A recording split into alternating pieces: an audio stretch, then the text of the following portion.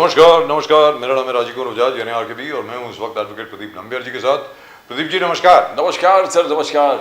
और प्रदीप जी और मैं कहाँ हैं? हम दोनों नेशन नाउ पर हैं और हमेशा ही नेशन नाउ के साथ रहेंगे और नेशन नाउ आपके साथ रहेगा। जी हाँ, आप सब लोगों को जय हिंद, जय महाराष्ट्र, जय भवानी, जय शिवाजी, वंदे मातरम। वंदे मातरम। भारत माता की जय। भारत माता की जय। जय हिंद। और to all our viewers in China, ni hao. To all our viewers in Japan, konnichiwa. Pradeep ji. Awariyako Jumbo to our viewers in East Africa, South Africa, the continent of Africa, wherever they speak Swahili. Wherever they speak Swahili. Yes. Now, A lot of Swahili viewers. I mean, absolutely. we have been getting viewers from Africa in a big way. Yes. So Donald Trump at it again. Shehbaz Sharif, the Prime Minister of Pakistan, has hailed the new Pakistan-US agreement as historic. Even though I'm sure he must be wondering what are the oil reserves that Donald Trump is talking about. Donald Trump calls India a dead economy. He says Russia and India, they can both go down together with their dead economies. That's what he says. He also says that the Americans will help Pakistan develop their huge oil reserves. The Pakistanis must be wondering which oil reserves. Sir ऐसे provoke कर बच्चों जैसे ये leadership बच्चों जैसे leadership है। ऐसे provoke करना, इस देश को प्रोवोक करना कि मैं पाकिस्तान का ऑयल रिजर्व डेवलप करूंगा, मैं पाकिस्तान के लिए ये करके दूंगा, आप तेल पाकिस्तान से खरीद लेना। यानी क्या ये बच्चों जैसे हरकतें हैं? Sir how do you answer this kind? Sir या तो एक तरफ आप चलिए, आप बच्चों जैसे आप बड़े तमीज से बात कर रहे हैं, तहजीब से बात कर रहे हैं। मुझे तो लगता है वो जो गली का गुंडा होता है वैसी हरकतें हैं। तो मतलब ये तो जान जान के तेरी माँ ऐसी है, तेरा बहन ऐसी, तेरा बाप ऐसा, तेरा ये वो बोल रहा है। ये आदमी जो ये क्या है? पाकिस्तान और हमारा तुलना करना कि पाकिस्तान को मैं डेवलप करूंगा, ये जानबूझकर हमारे नफ्स को पकड़ रहे हैं और उसको प्रोवोक कर रहे हैं कि आप कुछ ना जैसे आपका कुछ ना कुछ बोलो मुझे। And I really must admire the restraint shown by Prime Minister Modi. Modi साहब ने जो संयम बरता है, जो शांति से काम लिया है, जो बिल्कुल सब्र से काम लिया है, and I must really and truly express my admiration again for Prime Minister Narendra Modi for not reacting to these, as Pradeep ji says, childish provocations from this आज man. जिस प्रकार से आज पीयूष गोयल से इंडिया ने अपने रिस्पांस पार्लियामेंट में दिया जी, पीयूष गोयल ने क्लियर कट करा हमारा विजन है 2047 विकसित भारत का जी, हमारे विजन से आगे हमको कुछ नहीं है। तो क्लियर कट उन्होंने कहा कि हमें इस बात का रिप्लाई देकर हमारे विजन की तरफ, हमारे गोल्स की तरफ कुछ और अड़ंगने नहीं लेके आना है। हमारे गोल्स हमारे सामने है, भारत इस देश को विकसित भारत की तरफ ले जाना है, हमें पर्सनल कोई एजेंडा नहीं चलाना है। तो इंडिया इस क्लियर कट कहा कि हम रिस्पॉन्स नहीं देंगे, आप कुछ भी प्रोवोक करो, हम रिस्पॉन्स नहीं देंगे, हमारा लक्ष्य एकदम क्लियर है। जैसे आज पीयूष गोयल जी ने और भी कहा कि कुछ सालों में हम 3rd नंबर बिगेस्ट इकोनॉमी होने वाले हैं, 3rd biggest economy. that's right. तो ट्रम्प के कहने से कि तुम्हारा इकोनॉमी डूब गया है, पूरे दुनिया में कोई इंप्रेस नहीं है सिवाय राहुल गांधी जी। राहुल गांधी जी बहुत इंप्रेस है, बोले इंडियन इकोनॉमी टोटल बर्बाद हो गया है और मोदी जी रिस्पॉन्सिबल है। देखो ट्रम्प ये कह रहा है। अब ऐसे वक्त में इस प्रकार से बोलना, And I would really admire Mr. Jha of the RJD. Yes. Where he said कि वो मोदी की बेइज्जती नहीं कर रहा, पूरे भारत की बेइज्जती कर रहा है। Exactly, sir. Yes, कर क्या रहा है ये आदमी? Now let's go straight across to our guests. Let's talk to them. We have a very distinguished panel indeed. Can we go across to our guests, please? There it is. Lovely. Lakshman Sahu साहब नमस्कार। नमस्कार। नमस्कार नंबियार जी नमस्कार। जय Hind sir, जय हिंद। आवाज में दम है साहू जी साहब। जय हिंद। जय हिंद। और सुशील व्यास जी जय नमस्कार भवानी, सर, जय शिवाजी। जय भवानी, जय शिवाजी, वंदे मातरम। फ्लुएंट सहवाग जैसे खेलते ना, वीरेंद्र सहवाग से खेलते एकदम फ्लुएंट। सर व्यास साहब सीधा छक्का मारते हैं। व्यास साहब जो है बड़े आराम से नहीं खेलते। व्यास साहब वो सुनील गावस्कर की तरह नहीं खेलते सर, वो था। लक्ष्मण साहू जी साहब, दो चीजें हैं। सबसे पहले तो मालेगांव बॉम्ब ब्लास्ट में, this was the second Malegaon bomb blast by the way, एक 2006 में हुआ था और एक 2008 में हुआ था। ये 2008 का केस है जिसमें साध्वी प्रज्ञा सिंह, लेफ्टिनेंट कर्नल पुरोहित, अब बाकी अलग लोग उसमें सबको सबको बरी कर दिया है एनआईए कोर्ट ने। उनका भाई सबूत तो दिखाओ लक्ष्मण सौजी साहब। और यही बात हम लोग पहले दिन से बोल रहे हैं। In fact I still remember, Pradeep ji, if you remember when we were in Sahara, yes, आपको आरकेबी शो में we had said very clearly from whatever evidence is available in the public domain, मुझे तो कुछ नहीं दिख रहा साहब इसमें। एक मोटरसाइकिल आपको मिली है जो उन्होंने कोई 3 के 4 साल पहले बेच दी। उस मोटरसाइकिल की बिना के ऊपर आपने प्रज्ञा सिंह को और पता नहीं कितने लोगों को आपने अंदर डाल दिया। और आदरणीय सम्माननीय कांग्रेस के गुरुजी दिग्विजय सिंह साहब और पी चिदम्बरम साहब बोल रहे हैं कि दिस इज सैफरन टेरर। क्या है? भगवा आतंकवाद, वो एक टर्म कॉइन हो गया। मतलब ये क्या है? अब आप बोलेंगे सर इसके बारे में कुछ, लक्ष्मण सौजी साहब? This is terrible. बिल्कुल बोलेंगे साहब। हाँ बोलिए ना सर प्लीज। तो बात है, ये पूरे मामले में हम बहुत सदमे में है, सही बात तो देश की प्लेटफॉर्म के ऊपर जी। लेकिन मैं उससे पहले, आज की चर्चा शुरू होने से पहले, जो हमारा हमेशा का जो रिवाज है जी, जिसे हमेशा नंबियार साहब भी जरा थोड़ा सा क्या बोलते हैं, नवाजते हैं हमको उसमें। यस, बिल्कुल बिल्कुल, आपका शुरुआत उसी से होता है। आज 31 जुलाई है, 31 जुलाई। 31 जुलाई से तो आज की जो पूर्व संध्या है, 1 अगस्त की पूर्व संध्या है, जिसके लिए हमको स्वतंत्रता मिली, जिसके लिए स्वतंत्रता के लिए हमने इतना बड़ा संघर्ष किया, स्वतंत्रता हमको मिलने के लिए जिन जिन लोगों ने प्रयास किए, स्वतंत्रता 800 साल के मुगलों की गुलामी है, 200 साल की ब्रिटिशों की गुलामी, एक गुलामी से बाहर आकर हमको स्वतंत्रता चाहिए थी।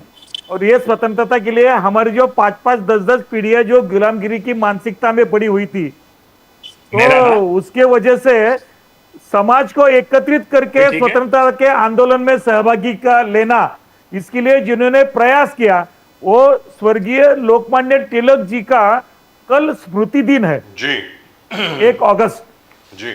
और इसलिए लोकमान्य तिलक जी के नाम लिए बगैर स्वतंत्रता पूर्व का पूरा जो इतिहास है वो भारत का हम अनदेखा नहीं कर सकते उसको। जी, बाल गंगाधर तिलक, उनके प्रति भावभीनी श्रद्धांजलि, उनको अभिवादन और उनका स्मरण करके, दूसरी एक बात उसमें है, 1 अगस्त जो होता है जी, जो हमारे सामाजिक और एक अच्छे क्रांति के नेता अन्ना भाऊ साठे का जन्मदिन है कल जी। और उनको भी अभिवादन करके, उनका स्मरण करके हम अपनी चर्चा को शुरुआत करते हैं। जी बोलिए सर। तो बात ऐसे साहब, जो आज फैसला हुआ है, जिन लोगों को रिजल्ट सुनने को मिला, जिनके ऊपर आरोप रखा गया था, उन्होंने इतना कुछ सहा है पिछले 17 सालों में। उन्होंने बोला कि ये फैसला है, न्याय नहीं है। न्याय जब होगा इसमें जो सहभागी थे उनको सजा मिले, और हमारे ऊपर जो झूठा इल्जाम लगाया उनको भी सजा मिले, क्योंकि पूरे स्वतंत्रता के बाद में और पिछले 10, 20, 25 साल में जो भारत भर में जो बॉम्ब ब्लास्ट हुए जी, जो आतंकवादी हमले हुए, उसमें एक टाइप के लोग थे और उसमें मुस्लिम आतंकवाद ही गहरा हो गया था, ऊंचाई पर गया था। उसको हमको बहुत तकलीफ होती थी और इसकी वजह से वो सिर्फ मुस्लिम आतंकवाद जिनको सहा नहीं जाता था, उनको भारत की राजनीति में जो एक झगड़े लगाने के लिए, राजनीति करने के लिए, तुष्टीकरण करने के लिए जो एक मुद्दा चाहिए था, इसलिए भगवा आतंकवाद इस वर्ड का निर्माण किया गया। और अभी अभी जो पिछले 5-10 साल में जो फेक नैरेटिव फैलाने की इनकी जो आदत है, वो आदत की शुरुआत उस घटना से हुई थी 17 साल पहले। ये जो हिंदू आतंकवाद, ये जो भगवा आतंकवाद, ये जो लफ्ज आया, मुझे कैसा योग होता है, संयोग होता है कभी कभी। सुशील कुमार शिंदे जी ने पहली बार ये वर्ड का इस्तेमाल किया था, भगवा आतंकवाद का।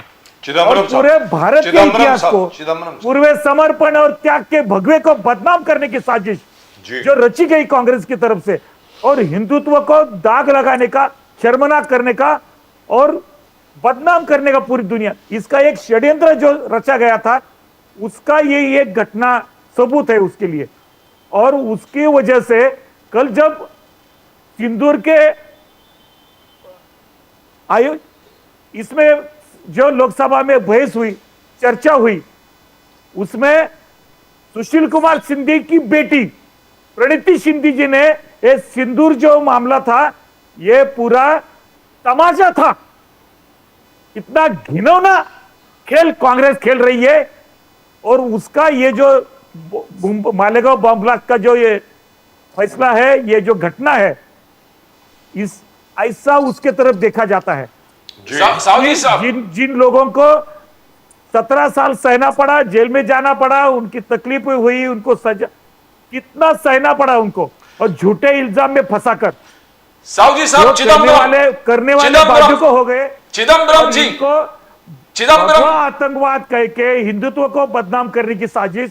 मेरे समझ में नहीं आता है कि देश जब आजादी के 75 साल मनाकर, संविधान के 75 साल मनाकर, हम अगर 2047 शताब्दी की ओर, विकसित की भारत की ओर जब जा रहे हैं, तो कैसा चित्र सामने आना चाहिए। चाहे राजनीतिक हमारे मतभेद हो सकते हैं, दल अलग अलग हो सकते हैं, लेकिन देशद्रोह और देशनिष्ठा, इसके बारे में इतनी स्पष्टता तो होनी चाहिए कि विरोधी दल सिर्फ विद्रोह करे।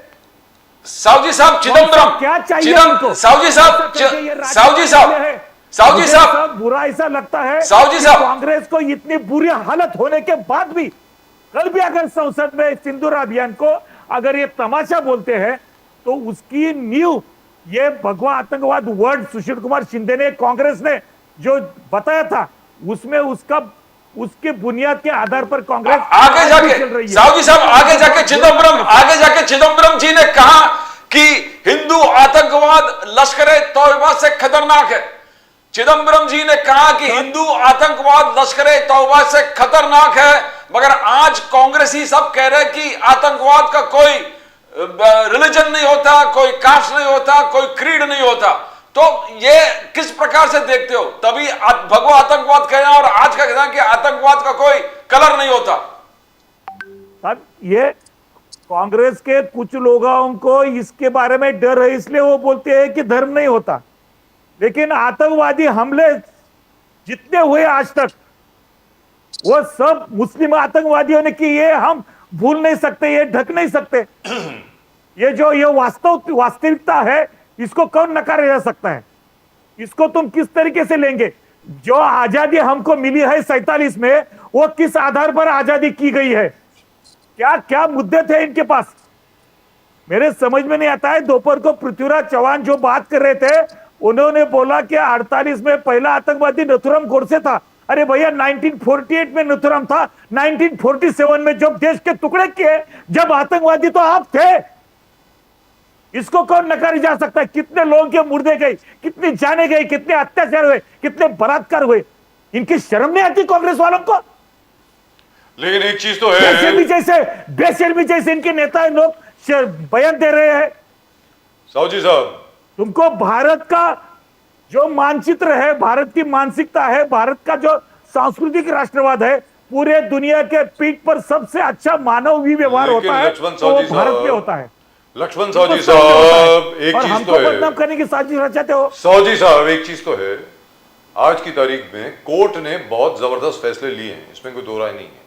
जैसे एनआईए कोर्ट ने आज सीधा पॉइंट आउट कर दिया, जिसके ऊपर हम लोग न जाने कब से चर्चा कर रहे थे, कि यार सबूत तो लेकर आओ, सबूत कहां है, वेयर इज द एविडेंस? ये कोर्ट ने आज ये बात कही है। यही 7 दिन पहले मुंबई का जो ट्रेन ब्लास्ट हुआ था, उसमें बॉम्बे हाई कोर्ट ने करा, फुल बेंच था बॉम्बे हाई कोर्ट ने। क्या आप कर क्या रहे हैं? ये क्या इन्वेस्टिगेशन है? मैं आपसे जानना चाहता हूं सावजी साहब, इसके पहले निजामुद्दीन रहीम साहब, स्वागत है आपका कांग्रेस के, इसके पहले कि मैं उनके पास जाऊं, सर ये क्या रवैया है? किसी को भी पकड़ के उठा करके डाल दो, बोल दो हाँ भाई ये फला फला बंदा रिस्पॉन्सिबल है। What is this sir? Laxman Savji साहब, जहां तक पुलिस का सवाल है, हमारी तहकीकात करने वाली एजेंसीज का सवाल है, आपको लगता नहीं है कि वहां पे बदलाव की आवश्यकता है? ये क्या कर रहे हैं? किसी को भी उठा करके आप डाल देते हैं। अब आप बोलें सर, सौजी साहब। बजाज साहब, जी। मेरा कहना वही है कि उस वक्त ये भगवा आतंकवाद की षड्यंत्र रचाकर ये पूरा केस बनाया गया, उसके लिए मालेगांव की चेन किया गया। ये जो इनकी साजिश थी, इनकी जो सत्ता आई थी, जी। इन्होंने सत्ता का दुरुपयोग करके यंत्रणाओं पे प्रेशर डालकर ये पूरा षड्यंत्र रचा है और इन लोगों का अंदर कर दिया, इनको सजाई दी है। जी। ये कोई भूल नहीं सकता है। जी, दुरुस्त बात है। So obviously there something wrong with the police. Let me go across to Nizam Sahab. Nizam साहब, आप चलिए कांग्रेस में तो हैं, कांग्रेस के नेता हैं, कांग्रेस के प्रवक्ता हैं, लेकिन आप पत्रकार भी हैं, सीधी सादी बात है। आप भी जानते हैं, मैं भी जानता हूं, और व्यास जी तो बहुत भली भांति जानते हैं कि किस प्रकार केस बनाया जाता है, केस डायरी कैसे बनती है, पुलिस की जो इन्वेस्टिगेशन होती है किस प्रकार होती है, उसमें क्या क्या खामियां रह जाती हैं, जल्दी होती है, फटाफट आपको एकदम एफआईआर दर्ज करना है, एफआईआर के ऊपर आपको इन्वेस्टिगेशन करनी है, फिर आपको चार्जशीट दायर करनी है। अभी जो मुंबई ट्रेन ब्लास्ट में 12 जो थे, 12 आरोपी, जिसमें से 5 को मृत्युदंड मिला था, उनको भी बरी कर दिया बॉम्बे हाई कोर्ट ने। चलिए, सुप्रीम कोर्ट ने कहा है कि we are staying this order insofar as it can not be used as a precedent. लेकिन वो जो लोग छोड़े गए हैं वो दोबारा अरेस्ट नहीं होंगे। और आज ये मालेगांव वाला मामला, दूसरा बम ब्लास्ट, पहला वाला बम ब्लास्ट था, उसमें तो खैर इन्वेस्टिगेशन बहुत अच्छी थी, सब लोग मिल गए। इसमें लेफ्टिनेंट कर्नल पुरोहित, प्रज्ञा सिंह, इन सब लोगों को बरी कर दिया गया है। तो ये पुलिस के ऊपर सीधा जाता है ना सर, ये तो निजाम साहब, कि पुलिस ने क्या इन्वेस्टिगेशन करी है। अब आप बोले निजाम साहब। क्या जब भी मालेगांव ब्लास्ट हुआ जी, मालेगांव ब्लास्ट के बाद जो लोग पकड़े गए, जी, सरकारी एजेंसियों ने उनकी जांच की और उनको जो है जेल में भेजा। अभी जिस तरह की बातें हो रही है ना कि भगवा आतंकवाद और कांग्रेस का संबंध, जी, भगवा आतंकवाद और दूसरे संबंध, तो इन 17 सालों में जो मैनिपुलेटेड किए गए अधिकारी, एनआईए ने किस तरह से मैनिपुलेटेड किया ये आपको पता नहीं है?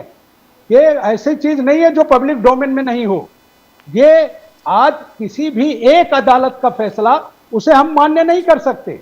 अगर हमारे माननीय मुख्यमंत्री महोदय जो आज कह रहे थे कि मैंने उनकी फोटो देखा लोगों के साथ लगा के किस तरह से वो भेज रहे हैं, उनको चाहिए कि अब वो जाने की बात करें ना, अब वो अदालत जाने की बात करें कि हम जाएंगे हाई कोर्ट और हाई कोर्ट में इसको हम डालेंगे। जी, वो अब हाई कोर्ट जाना चाहिए उनको, और हाई कोर्ट जाने के बाद अब वो ये बयान देना चाहिए ना कि हम ऊपर के अदालत फैसले के विरुद्ध फैसले के लिए हम कोशिश करेंगे। सिर्फ एक छोटी सी अदालत से फैसला आया है ना, उसके बाद हाई कोर्ट है, सुप्रीम कोर्ट है, उसके बाद ही कोई निर्णय आएगा ना बजाज साहब। जी, ऐसा है कि किसी चीज पर आप 1 मिनट में आप जो है कांग्रेस के पीछे लगते हैं कि कांग्रेस ने ऐसा कर दिया, कांग्रेस ने ऐसा करा दिया। अभी जो फैसला आया बम ब्लास्ट का, ट्रेन ब्लास्ट का, आपने देखा कि वो बेगुनाह ही है ना, पूरा शहर उनके लिए सबूत लेके खड़ा है। जी, ये आ नहीं रहा यार, ये क्या? जी, जी, बोलिए। आपकी आवाज आ रही है सर, आपकी शक्ल नहीं आ रही, आवाज आपकी आ रही। जी, 1 मिनट। जी, तो can we go to Nizam साहब, जी निजाम साहब, आप उसको जो निजाम साहब, आपकी आवाज आ रही है, आप बोलिए ना। वो कॉल को डिस्कनेक्ट कीजिए बस। अभी जिस तरह की बातें हो रही है कि कांग्रेस जो है वो बढ़ावा दे रही थी या हिंदुत्व का एक नया आजाद ला रही थी, ये कौन लोग थे जो लाने वाले थे? आपके ही लोग थे। कर्नल पुरोहित के साथ सारी चीज एविडेंस पकड़े गए, वो सारे एविडेंस इसके बीच पॉलिटिकल करा के कैसे बदले गए ये सबको पता है। मैं किसी कोर्ट के फैसले पर आक्षेप नहीं करता कि कोर्ट ने अच्छा किया, कोर्ट ने बुरा किया, क्योंकि कोर्ट ने क्या किया ये जानने के लिए दूसरी कोर्ट में जाने की आवश्यकता पड़ेगी। और यही जजमेंट जो है अकेला नहीं है कि इसी जजमेंट के बाद जो है वो सब सारा हो गया और यही जो है आदमी छूट गया और बाहर चला गया। जी। आपको जब तक तीनों अदालतों के फैसले, यानी जी। इसके बाद सरकार महाराष्ट्र की जा रही है क्या, या जो लोग उसके फेवर में एडवोकेट जो लगाए हैं और जितने उसके बाद चारों लोग आए थे एटीएस में, वो सबके उनके साथ की रिपोर्ट देखी जाएगी। और जितनी चीजें, क्योंकि आपने देखा कि इन्हीं की सरकार है ना, अभी जब ब्लास्ट हुआ इसका, तो कहीं ना कहीं तो ब्लास्ट ट्रेन में हुआ था ना, किसी ने तो किया था ना जी। अगर किसी ने किया था तो मुस्लिम बेचारे क्यों बेगुनाह फंसे? और इसको हिंदू मुस्लिम के चश्मे से देखने से बेहतर है कि सरकार इस पर दुरुस्त देखे ना बात कि है। है क्या। लेकिन निजाम साहब, हिंदू मुस्लिम के चश्मे से कौन देख रहा है? राजीव बजाज बोल ये रहा अभी हूं। आपके सामने सर आप आपको भूल रहे हैं दिग्विजय सिंह जी, सुशील मैं कुमार कह रहा हूं शिंदे कि साहब, दिग्विजय सिंह ने- चिदम्बरम साहब, इन सब लोगों ने भगवा आतंकवाद की बात करी। क्या जरूरत थी उनको ये बात करने की? उसकी बात की वजह है, आपको असीमानंद याद है? सर असीमानंद जी आपको ने, असीमानंद याद है कि नहीं? याद है सर, याद है स्वामी अगर असीमानंद आपको याद है तो इनको पता हो जाना सर चाहिए। स्वामी असीमानंद ने बयान दिया जी। और उसके बाद वापस लिया। Yes yes. उसके बाद और उसके बाद मैं आपको एक और चीज याद दिला दूं निजाम साहब जी, 26/11 पर आए अब्दुल रहमान अंतुले साहब ने पार्लियामेंट के बाहर निकल करके कहा था कि 26/11 का जो अटैक है वो आरएसएस ने करवाया है। ये आए अब्दुल रहमान अंतुले ने कहा है। और उसके बाद अजीज बर्नी ने किताब लिखी, आरएसएस रिस्पॉन्सिबल फॉर 26/11, जिस किताब का विमोचन किया एक शख्स वो थे जिनको आज आपने हैप्पी बर्थडे विश किया है, और दूसरे शख्स वो थे जो दिग्विजय सिंह हैं। तो सर आप भी तो देखिए ना अपनी गिरबान में झांक करके। आप सैफरन टेरर बोल रहे हैं तो सामने से लोग चुप तो नहीं रहेंगे ना? बोलिए। नहीं, हम किसी को हम ये नहीं कह रहे हैं कोई चुप रहे, हम तो ये कह रहे हैं कि जो अदालत का फैसला आया है जी, वो आखिरी फैसला नहीं है ना। जी। जैसे मालेगांव ब्लास्ट की अभी बात आई तो आपने कह दिया 1 मिनट के कि ये भगवा आतंकवाद के खिलाफ कांग्रेस या कांग्रेस की सरकारें लगी थी। आप एक अदालत के फैसले को कैसे जस्टिफाई कर देंगे? अगर आप जो है वही अदालत का फैसला अपने सामने है ना सर। बट निजामुद्दीन साहब, अगर मुंबई ट्रेन ब्लास्ट के आपको अच्छा लग रहा है कि ये सही था, जुडिशरी सही था, नहीं आप सभी पॉलिटिशियन जितने ऑपोजिशन में हैं उनका कहना है कि मुंबई ट्रेन ब्लास्ट में जो एक्विटल हो गया वो ठीक है, मगर ये जो एक्विटल हो गया, नहीं सुनिए, ये एक्विटल गलत है। अकेले नहीं है। फौजिया खान जी जो आपके घटक दल के कह रहा है कि जुडिशरी पर सवाल उठाता हूं मैं, जुडिशरी इंडिपेंडेंट जुडिशरी इंटीग्रिटी, तो अभी आप जुडिशरी को चैलेंज करने लगे जब आपके फेवर में मुस्लिम फेवर में है तो आप उसको मान लेते नहीं है। देखिए आप ये बात गलत कर रहे हैं। उसमें जो लोग एडवोकेट हैं, जो लोगों ने कोर्ट में बहस किया है, वो दो स्टेट के और वो बीजेपी के स्टेटों के चीफ जस्टिस रहे हैं जो उसमें एडवोकेट प्रैक्टिस कर रहे हैं। अगर आपने उसको पढ़ा हो तो उसमें हिंदू मुस्लिम का विषय नहीं, और ये कहकर कोई नेता ये नहीं बच सकता। ये अदालतों का मामला है। मैं किसी अदालत पर उंगली नहीं उठाता कि अदालत ने क्या किया, अदालत ने क्या नहीं किया। अभी तो अदालतों के फैसले आने बाकी हैं। आपने जिस अक्षरधाम गुजरात के मामले में, उन्होंने एक मौलवी जो गुजरात के जमीयत उलमा के लीडर थे, उनको आपने जेल भेजा, उनको फांसी की सजा हुई, और उसके बाद सुनिए सुप्रीम कोर्ट ऑफ इंडिया से वो फांसी की सजा उनकी खत्म हो गई, वो बच के बाहर आ गए, उनकी किताब आपके पास मार्केट में आ गई। मेरा कहना यह है कि जितने जजमेंट आए, जमीयत उलमा इनके जजमेंट को लड़ रही थी, और जमीयत उलमा किसी की नहीं है। जमीयत उलमा हर उस बेगुनाह के लिए, चाहे वो हिंदू हो, चाहे मुसलमान हो, चाहे कोई हो, वो सब के लिए लड़ते हैं, और वो उसको लड़ के उनके आखिर तक जो फैसला आता है उसके लिए खड़े रहते हैं। 99% फैसलों में जिनमें कन्विक्ट हुए थे छोटी अदालतों में या हाई कोर्ट में, उन्होंने जो है हाई कोर्ट के बाद सुप्रीम कोर्ट या हाई कोर्ट में उनको बरी किया है। अभी जैसे माननीय मुख्यमंत्री महोदय 1 मिनट के अंदर रेलवे ब्लास्ट में वो सुप्रीम कोर्ट गए, सुप्रीम कोर्ट इसके लिए नहीं गए, मगर वो अभी आप बदले, सुनिए पहले पूरी बात सुन लीजिए। कांग्रेस अभी बात यह है कि यही पर पॉइंट है कि कांग्रेस अब बदले। आप कह रहा है कि अभी आतंकवाद का कोई रंग नहीं है, पहले दिग्विजय सिंह, चिदम्बरम, सुशील कुमार शिंदे हर चीज हर मंच पर कह रहे थे सैफरन टेरर, जैसे बजाज साहब कह रहे थे, वो किताब भी आपने यहां पर आके कृपा शंकर जी भी उसमें थे जब दिग्विजय सिंह ने वो किताब तो आरएसएस कृपा शंकर जी को 2611 बीजेपी में किसने लिया? आज तो हम गए थे वहां, आज हम गए थे उनको बर्थडे विश करने, किसने लिया था साथी बीजेपी साहब में से उनको? पूछिए। प्रधानमंत्री जी ने लिया, मुख्यमंत्री ने उनको लिया। अगर आपके सस्पेक्टेड लोग हैं तो उसमें हम आप हमसे क्यों सवाल पूछ रहे हैं? ये That's सवाल right. आप कृपा शंकर से पूछिए ना। न मगर कांग्रेस ये अब बदल के सवाल- आप कह रहे हैं कि सर, आतंकवाद का आप- कोई रंग नहीं है, आतंकवाद का कोई रंग नहीं है, आप कह रहे हो। आप मुख्यमंत्री जी से पूछिए जिन्होंने सुबह उनको बधाई देने गए थे, आप मुख्यमंत्री से पूछिए ना। अगर आप ये सवाल निजामुद्दीन राइन से क्यों पूछते हैं? वो मगर बीजेपी आप में है, कह रहे कांग्रेस में हो, नहीं अभी है। आप कह रहे हो कि आतंकवाद का कोई रंग नहीं है, आपने कहा Yes, भगवा रंग है। मैं आज देखिए ऐसा है कि बिल्कुल साफ सी बात है कि इस देश में नाथूराम गोडसे के बाद से जिसने गांधी का कत्ल किया वो मुसलमान थोड़ी था।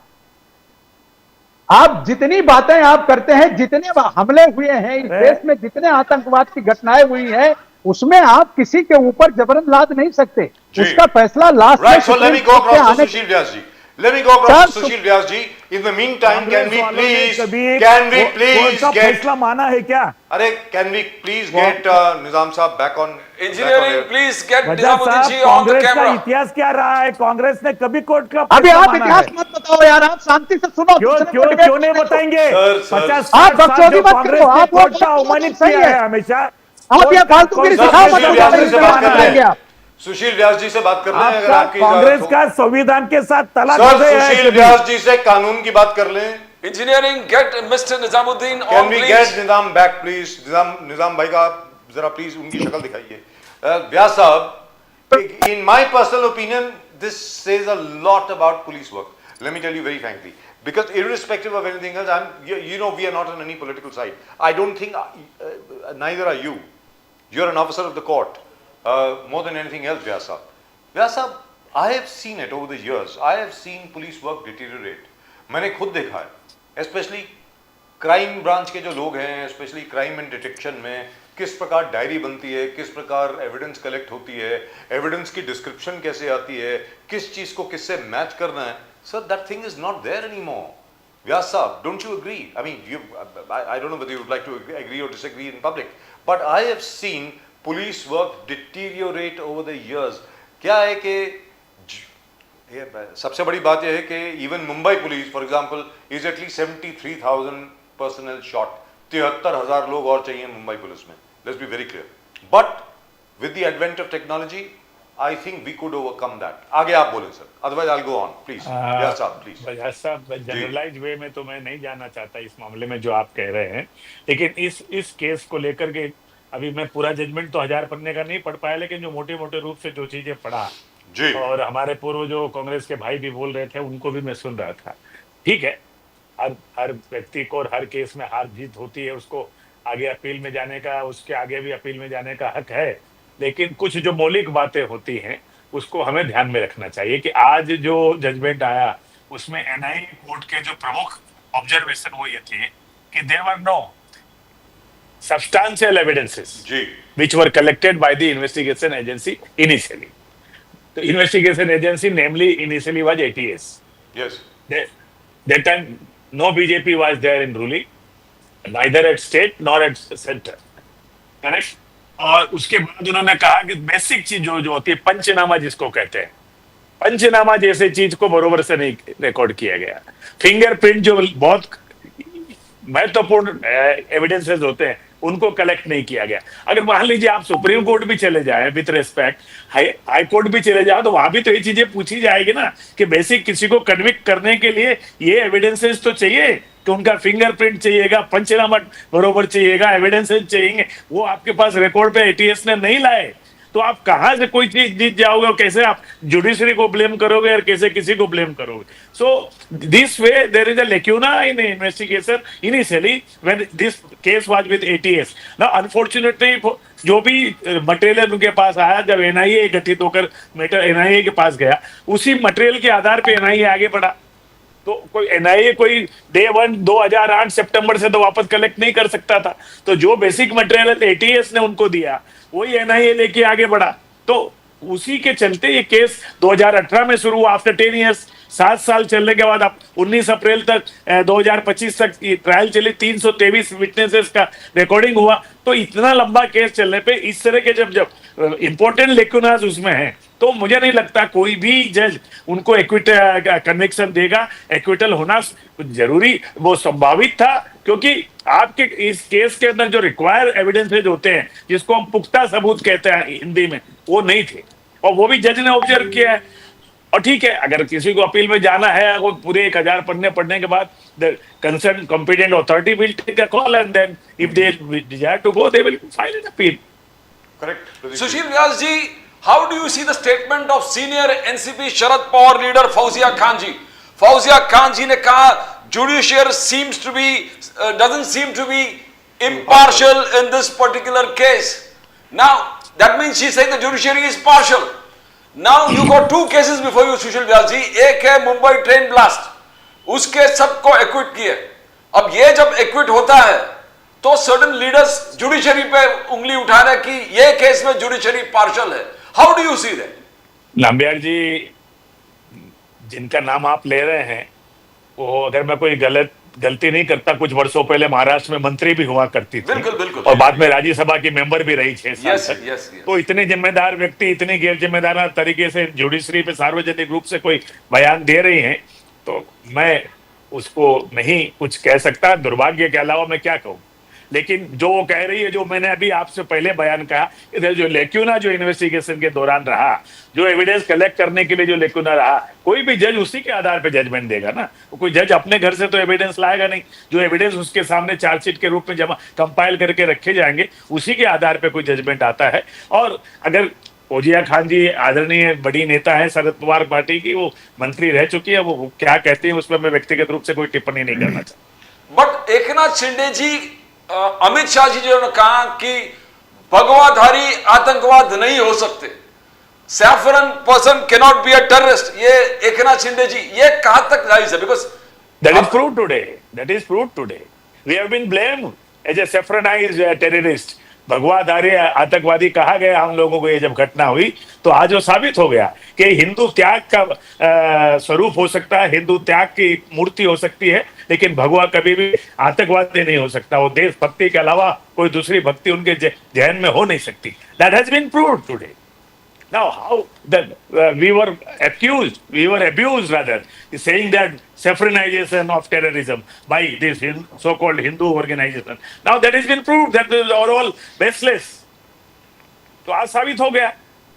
जो जिस तरह से मात्र भगवा कपड़ा पहनने के लिए बहन साध्वी प्रज्ञा को टॉर्चर किया गया, जिस तरह से टॉर्चर किया गया, अभी आपका शो शुरू होने के पहले मैं एक चैनल पे सुन रहा था उनका, तो उन्होंने बयान किया किस तरह से मुझे बाहरों पे लिटाया गया, मुझे रात को सोने नहीं दिया गया, किस तरह से मुझे हॉस्पिटल में ले जाके मारपीट को छुपाया गया।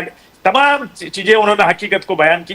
तो ये कोई तरीका इस देश के कानून में नहीं है किसी भी इन्वेस्टिगेशन को करने का। लेकिन वो टॉर्चर किया गया मात्र इसलिए कि वो साध्वी थी और उनको ये प्रूव करना था कि भगवाधारी लोग ये आतंकवादियों के स्वरूप में सामने आए हैं और ये भगवाकरण करके आतंकवाद फैलाना चाहते हैं। एक गलत नैरेटिव फैलाने की जो कोशिश थी वो एकदम डिमोलिश हो गई है इस जजमेंट के माध्यम से। सुशील व्यास जी, आप काफी सालों से प्रैक्टिस कर रहे हैं कोर्ट में, मैं आपसे जानना चाहता हूँ, एक तो साध्वी प्रज्ञा सिंह हो गई, साथ में लेफ्टिनेंट कर्नल पुरोहित और उसके अलावा बाकी जितने भी लोग थे, 17 साल उनके जीवन के वो तो बर्बाद हो गए ना सर, 17 बरस। इसी तरीके से जो 2007 जुलाई में जो बम्बला स्वे ट्रेन्स में the high court has acquitted all of them, उनके भी तकरीबन 17 साल ही गए, 12 लोग जो थे 15 साल गए सर। तो वो साल उनके कौन वापस देगा? मेरा ये कहना है कि हमारे कोर्ट्स में कहीं 10 साल, कहीं 20 साल, कहीं 15 साल, 20-20 साल लग जाते हैं किसी को इनोसेंट प्रूव करने में, तो वो पूरी जिंदगी उसकी वापस कौन देगा सर? व्यास साहब जी, देखिए वो मैं भारतीय न्याय व्यवस्था के ऊपर टीवी चैनल में बैठ के किसी तरह का कमेंट करूं भी उस स्थिति में, जब मैं प्रैक्टिसिंग लॉयर हूं, मेरे लिए ये उचित नहीं है। लेकिन दुर्भाग्य है दोनों ही केसों में लंबे समय तक लोग अरेस्ट होते रहे या जेलों में भी रहे, यहाँ तक कि उनके ऊपर फांसी की सजा वगैरह भी हुई, वो यातना भी उन्होंने की, और बाद में एक्विटल हुआ। तो टेक्निकल ग्राउंड, उस केस में भी टेक्निकल ग्राउंड थे, इस केस में भी टेक्निकल ग्राउंड है। अब उसकी फैसला तो न्यायपालिका ही कर सकती है उसके बारे में, लेकिन जो भी है, जो आप कह रहे हो ये हकीकत है और उससे मैं बिल्कुल सहमत हूँ। And I think they deserve compensation. That is my opinion. एक- My एक- opinion एक- is, मैं आ रहा हूँ सर आपके पास आता हूँ. That is my opinion. My opinion is, all the people who have been kept in jail and have later been acquitted, sir, my point is they need compensation. The state must compensate them for all the torture they've had to undergo. This is terrible. बोलिए निजाम साहब बोलिए. मैं सौजी साहब के पास जाता हूँ उसके सुशील बाद. भाई बोलिए. एडवोकेट हैं, मैं तो एडवोकेट नहीं हूं। मैं सिर्फ एक चीज सुशील भाई से जानना चाहता हूं कि जब लोअर अदालत ने ब्लास्ट वाले केस में, ट्रेन ब्लास्ट वाले में, एक को 5 साल की और एक को 5 को फांसी की सजा और बाकी पांच को को फांसी की सजा और एक को फ्री कर दिया, तो क्या उस वक्त एविडेंस नहीं थे क्या? जैसा अभी आप कह रहे हैं कि एविडेंस के बेस पे ही होगा, तो क्या उस वक्त एविडेंस नहीं था? वो भी तो जज थे ना, उनके निजामुद्दीन प्रैक्टिस भाई, करने वाले भी सारे हर एडवोकेट केस थे ना में- सर। हर केस में फैक्ट्स अलग होते हैं, हर केस में इन्वेस्टिगेशन के तरीके अलग होते हैं, इन्वेस्टिगेशन सर, ऑफिसर दोनों अलग सेम होते हैं, केस है। चार्जशीट सर, फाइल होती है, सर, उस समय सर, क्या दोनों स्थिति सेम होगी। केस है। उस केस में भी इस देश की सर्वोच्च अदालत ने उनको क्या कहा, एडमिट कर लिया ना, कहा ठीक है वो जो ऑलरेडी रिलीज हो गए उनको वापस मत बुलाइए, लेकिन इसका मतलब नहीं है कि तलवार लटकती नहीं है। अपील सुनवाई के लिए उन्होंने ले ली। हो सकता है आज वाले मैटर में भी कोई कॉम्पिटेंट अथॉरिटी या कोई भी इस तरह की चीज आगे जाके हो, तो मैं उस पर कोई टिप्पणी करूं, वो ठीक नहीं रहे। बट निजामुद्दीन जी यहाँ पर अच्छा मैं साहब जी से पूछता हूं, यहाँ पर जज ने क्लियर कट कहा कि serious miscarriage of justice सदवी Pragya Singh ji पर उन्होंने कहा सीरियस मिसकैरेज ऑफ जस्टिस, अन्याय हुआ है। 9 साल तक ये जेल में थी, आपके पास कोई एविडेंस नहीं थी। बाइक किसी और बाइक, सिर्फ बाइक उनका होना यह एविडेंस नहीं होता। क्राइम जब हुआ प्रज्ञा तो पूरे उन्होंने नरेट करके एक एक चीज बोला कि सदवी प्रज्ञा सिंह जी निर्दोष क्यों है, उसको मैं बरी क्यों कर रहा हूं, वो पूरे फैक्ट सामने रखे। बाइक एक चीज ओनर होने से क्या आतंकवाद उनको बोल सकते कि इन्होंने बॉम्ब ब्लास्ट किया? साहब जी साहब इसमें बात यही है, आदरणीय व्यास साहब ने कहा, निजाम भाई भी बात कर रहे हैं, एक साध्वी को क्रिमिनल ठहराना और क्रिमिनल आदमी ने बॉम्ब ब्लास्ट करना, ये दोनों में फर्क है। साध्वी को क्रिमिनल बनाकर हिंदुत्व को बदनाम करने की साजिश रचना, हिंदुत्व को कटघरे में खड़ा करना और किसी को बचाने के लिए किसी को मारना, यह ठीक नहीं होता है। इसके ऊपर प्रकाश ज्योत होना चाहिए, इसके ऊपर ध्यान देना चाहिए। इसमें इनकी नीयत क्या थी? क्या ये देश को विकास की तरफ ले जाने की नीयत थी कांग्रेस वालों की? और आज भी ऑपरेशन सिंदूर को तमाशा बोलने वाली जो मानसिकता है, वही मानसिकता इसमें है। जहां हम दुश्मन को छक्के छुड़ाने के लिए नए नए उपकरण के निर्माण करके युद्ध सामग्री का पूरे दुनिया में एक प्रदर्शन करने जा रहे थे, उसको आप लोग तमाशा बना रहे हो, उसको तमाशे की नजर से देखते हो। ये कौन सा घिनौना कृत्य करने जा रही है कांग्रेस? ये कौन सा विरोधी दल की साजिश है? ये कोई डेमोक्रेसी में चलने की राह है कि तुम अच्छे लोगों को बदनाम करके बुरे लोगों को अच्छा साबित करने के प्रयास करेंगे? ये कौन सा मानवीय व्यवहार है? ये कौन सी डेमोक्रेसी है? उसका जवाब मेरे समझ में नहीं आता है। उसका 9 जवाब साल देख उन्होंने लेगा। जिंदगी जो काटे हैं बहुत बेकार बुरी तरह से, उनको तो क्रिमिनल तय करने के लिए उनको साजिश की थी। जिन लोगों को उसमें अरेस्ट किया गया, कर्नल पुरोहित क्या क्रिमिनल है? सर ये क्या, ये कौन सी साजिश है? ये सरकारें जब थी, ये सरकारों ने ये कैसे तय, हमको बदनाम करने के लिए आरएसएस को बदनाम करो, भाजपा को बदनाम करो, हिंदुत्ववाद को बदनाम करो और हमारी रोटियां सेकते रहो सालों साल, 50 साल देश को बर्बाद करके इनका मुंह ने इनका भरा नहीं आता। चलिए ये तो बात हो गई, और जैसा ये गलत है sir, I don't disagree with you. Court ने कहा है गलत है सर, कोर्ट ने बिल्कुल साफ तौर पे कहा बिल्कुल गलत है। लेकिन सौजी साहब, जैसे व्यास साहब ने कहा, अब आगे लोगों के ऊपर है, अब आगे सरकार के ऊपर है। कोई अपील करेगा नहीं करेगा, किस प्रकार आगे जाकर के केस जाएगा, वो चलिए वो कोर्ट पे छोड़ते हैं। लेकिन let me come to another subject now which is as important. ये ट्रंप साहब क्या कर रहे हैं sir? Donald Trump, president Donald Trump, वो कहते हैं आज भारत की अर्थव्यवस्था मरी हुई है, डेड इकोनॉमी। अरे IMF बोल रहा है, वर्ल्ड बैंक बोल रहा है। It is the only light in an otherwise gloomy atmosphere. वो कहते हैं कि अकेला भारत एक ऐसा है जो एक रोशनी की किरण है अर्थव्यवस्था में, और ट्रंप साहब बोल रहे हैं डेड इकोनॉमी। उसके अलावा जान करके, जैसा प्रदीप भाई ने बोला, और उसके बाद मैं एग्री करता हूं इस बात से कि जैसे कोई बच्चा होता ना, या कोई गली का गुंडा होता है, वो जान जान के उंगली करता है किसी को, वो बोलते हैं कि अब हम पाकिस्तान के साथ ऑयल एक्सप्लोरेशन करेंगे और हो सकता है एक दिन भारत जो है वो पाकिस्तान से तेल खरीदेगा। सर ये क्या हो रहा है सर? अब आप बताएं सर। अब कांग्रेस तो नेचुरली ये बोलेगी कि आपकी बिल्कुल फेलियर है आपका, मोदी जी के इतने अच्छे दोस्त हैं, अब इस बार ट्रंप सरकार वगैरह वगैरह वगैरह, और ट्रंप साहब ये उसका हम लोगों को परिणाम दे रहे हैं। अब आप बताइए सर। सौजी साहब प्लीज बोलिए। साहब, हमारी अर्थव्यवस्था कितनी मजबूत होने जा रही है पूरी दुनिया जानती है जी। और ये विदेशी कोई लोग हमारी व्यवस्था पर कुछ बोलेंगे तो हमारी व्यवस्था क्या है इसके स्टडी करके लोगों ने बोलना चाहिए। विदेशी लोग अगर कुछ बोलते हैं तो उसमें भी हम राजनीति करते हैं और हमारे देश के व्यवस्था को हम सेकेंडरी गिनने जा रहे हैं।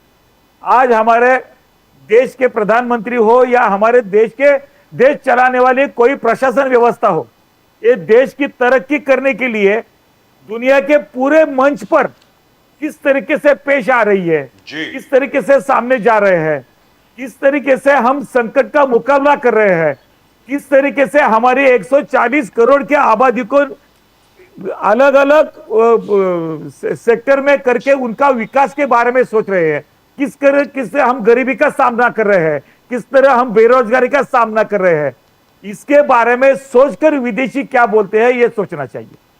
मुझे ऐसे इसके आंकड़ेवारी जो देंगे तो सबको मालूम है आज, लेकिन फिर भी हमको देश की उन्नति के बारे में सोचने वाले लोग और देश को बर्बादी की तरफ ले जाने लोग, ये जो दो राहें हैं, दो टाइप के लोग हैं, इनमें से हमको सोचकर ही किसके साथ रहना है ये सोचना पड़ेगा। ट्रंप साहब के बारे में मोदी साहब ने जो बयान दिया है, हमारे नेताओं ने जो बयान दिया है वो दिया है, लेकिन हमारे लोगों को भारत की व्यवस्था को, भारत को लंदन में जाकर प्रेस कॉन्फ्रेंस करके बदनाम करने की साजिश करने का, और पूरी अभी हम दूसरे दुनिया से दूसरे जहां हमारे संबंध अच्छे हैं ऐसे जब हम बताते हैं तो फिर उसकी अलग मतलब निकालकर हमको बदनाम करने की साजिश करने का, देश के खिलाफ स्टेटमेंट करने का, इसके बारे में जरा सोचना पड़ेगा। क्योंकि हमको आखिरी में क्या चाहिए, मैं राजनीति में सत्ता चाहिए मैं समझ सकता हूं, लेकिन हमारी देश की पूरी व्यवस्थाओं को बदनाम करके, प्रशासन को बदनाम करके, सत्ताधारी पार्टी को बदनाम, प्रधानमंत्री को बदनाम करके ये कब तक चलने वाला है? प्रदीप जी। निजामुद्दीन जी, मैं आपके पास आता हूं। क्या राहुल गांधी जी जिस प्रकार से कल पार्लियामेंट में कहा कि आप कहो कि ट्रंप झूठा है पार्लियामेंट में, क्या यह स्टेट्समैनशिप है? क्या आपने पार्लियामेंट में किसी राष्ट्रपति को कहना कि आप झूठे हो, यह क्या देश को शोभा देता है? आज जिस प्रकार से उन्होंने ट्रंप, क्या हम लोग चाहते हैं, कांग्रेस चाहता कि हम उसी प्रकार से रिएक्ट करें जो ट्रंप रिएक्ट कर रहे हैं? क्या यह स्टेट्समैनशिप है? क्या यह डिप्लोमेसी है? क्या ये, जैसे पीयूष गोयल ने सरकार की तरफ से कहा कि हम अपने लक्ष्य और बढ़ रहे हैं, हम किसी पे कोई कमेंट नहीं करेंगे, हमको विकसित भारत बनना है 2047 में, हमको तीसरा और बड़ा अर्थव्यवस्था बनना है, तो क्या यह सही रास्ता नहीं है? या फिर वही पार्लियामेंट में ट्रंप को झूठा कहलाना ये ठीक था? किस प्रकार से देखते हो निजामुद्दीन शाहीन साहब? मुझे नामबिहार जी एक बात बताइए कि पिछले 3 बार के पार्लियामेंट में राहुल गांधी ने जितनी बातें कही उसमें से कोई गलत थी क्या? अभी साहू जी बड़ी अच्छी बात कह रहे थे कि हमें जो है देश विकसित की तरफ ले जाना है और भारत का नाम रोशन करना है, हम बिल्कुल स्वागत करते हैं।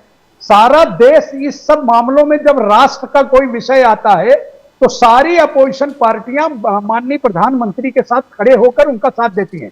अभी आपने देखा दो विषय आए थे देश के सामने, दोनों विषयों में सारे देश के सांसद प्रधानमंत्री जी के कहने पर विदेश गए, हर जगह अपने देश की बातें रखी। उसके पहले जो है जिस सिंदूर पर अभी बहस हो रही थी, उस सिंदूर के लिए भारत का एक एक नागरिक किसी भी पार्टी का हो, चाहे हिंदुत्व का हो चाहे मुस्लिम का हो, किसी को सब एक साथ खड़े रह के भारत के साथ खड़े हैं, मजबूती से खड़े हैं।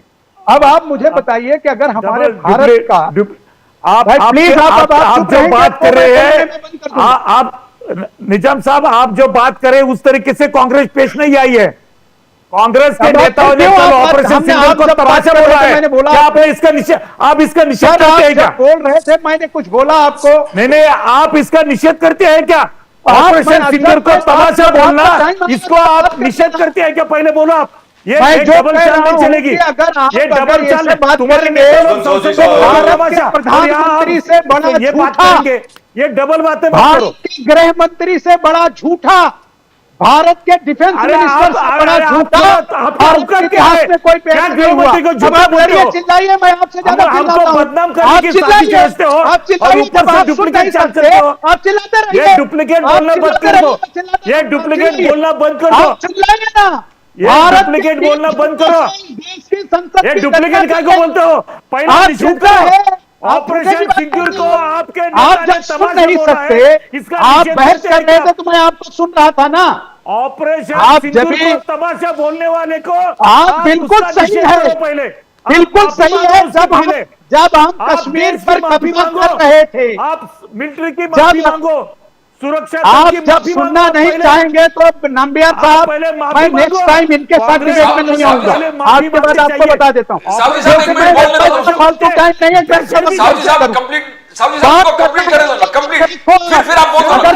नहीं तो मैं झूठ बोलने के लिए नहीं आता।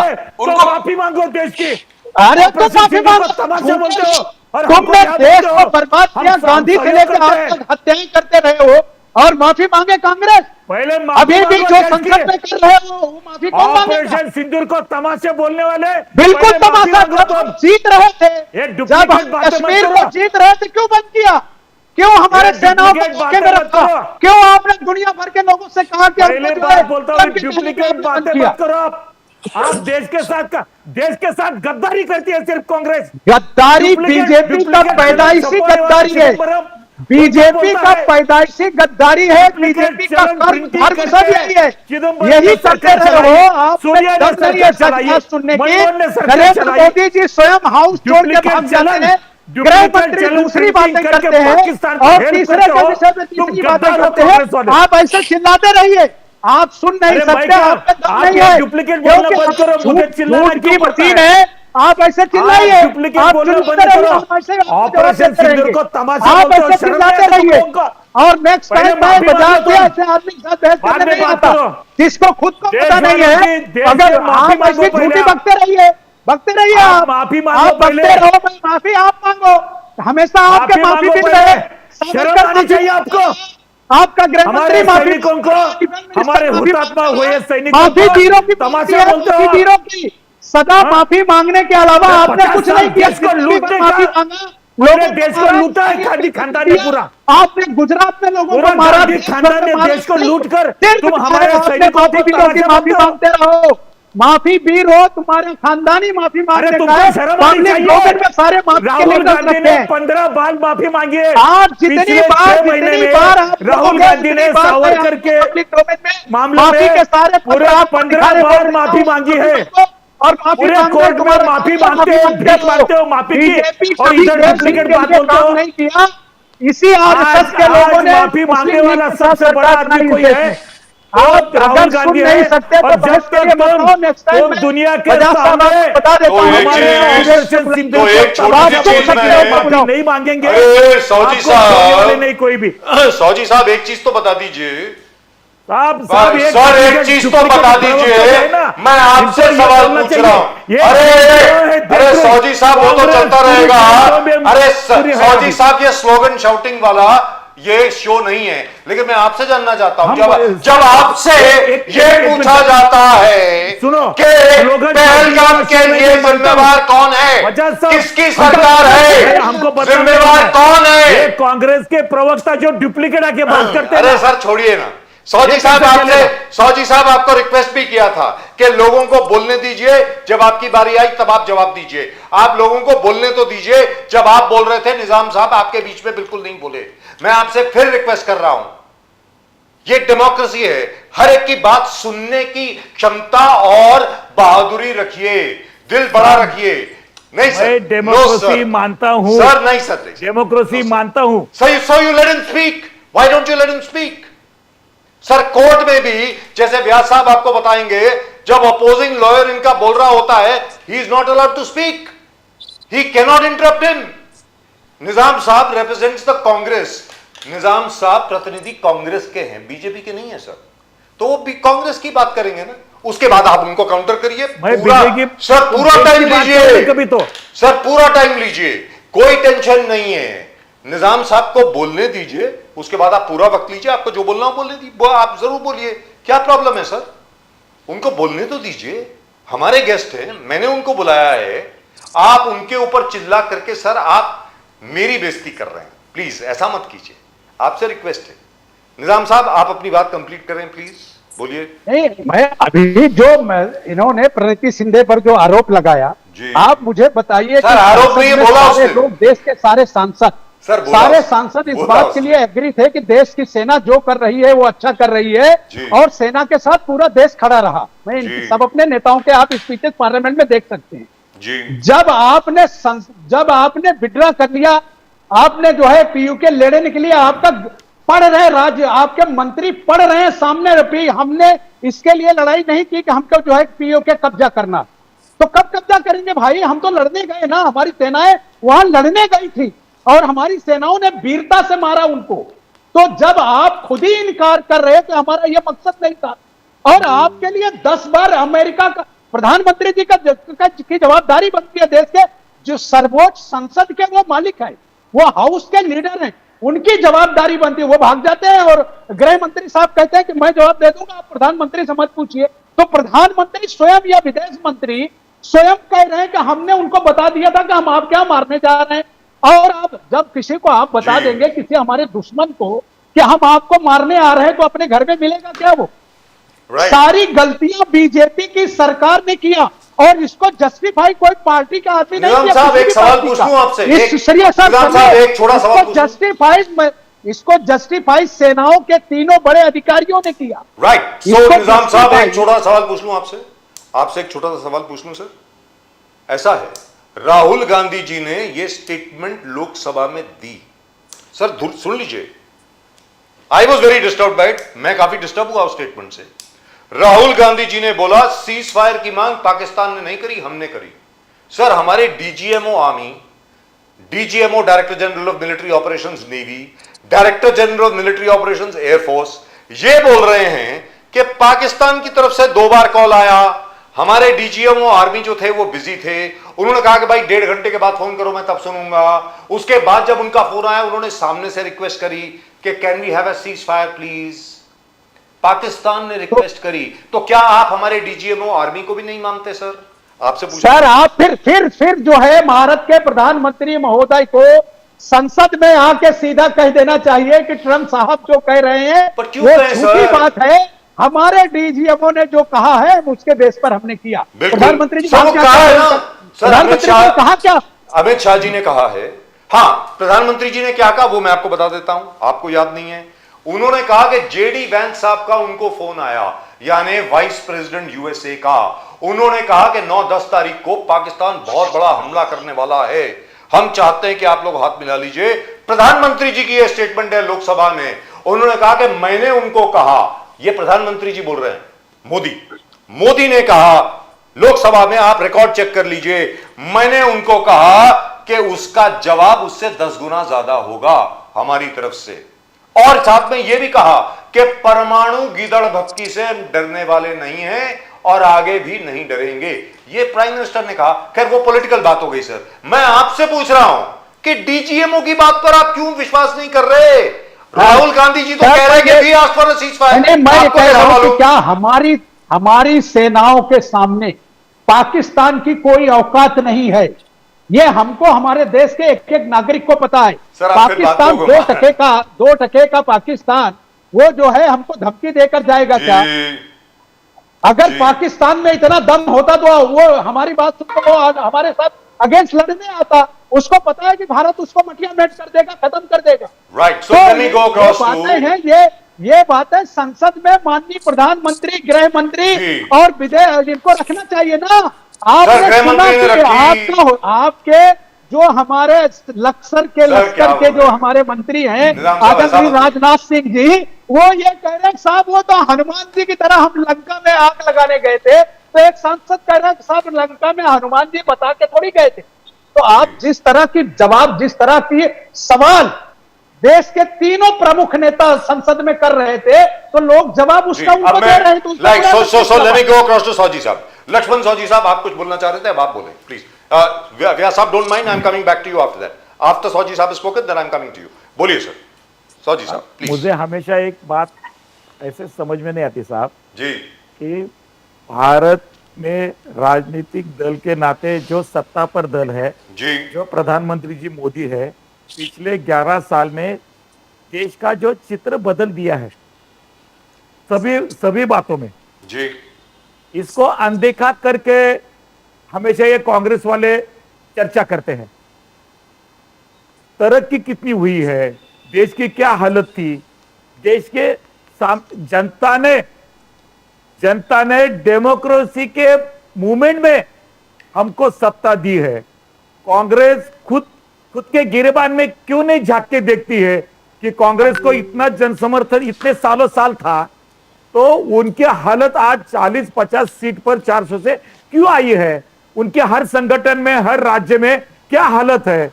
जहां जहां उनकी सरकार है वो किस तरह से काम कर रही है? उनका क्या ये कभी भी सोचेंगे? कितने झूठ पर झूठ बोलने का, झूठ पर झूठ बोलने का। जो आदमी अच्छा काम कर रहा है और राजनीति में नरेंद्र मोदी जैसी छवि निर्माण करना, उनके जैसा रहना, ये इतनी आसान बात है क्या? राजनीति का चित्रीकरण हमारा 50-60 साल में क्या हुआ है? राजनीतिक नेता की तरफ लोग किस तरह से देखते हैं? क्या ये चित्रीकरण सत्ता की तरफ से ये नहीं हुआ है? सत्ता के लोगों के बर्ताव की वजह से नहीं हुआ है?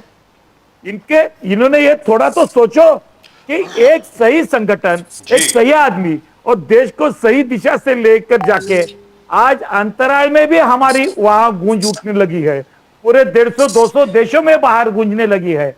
और देश के क्या है, राजनीति में हमको ये मुद्दा पसंद नहीं है, इसके लिए ये मुद्दों पर ऐसा होना चाहिए, ये बात कर सकते हैं।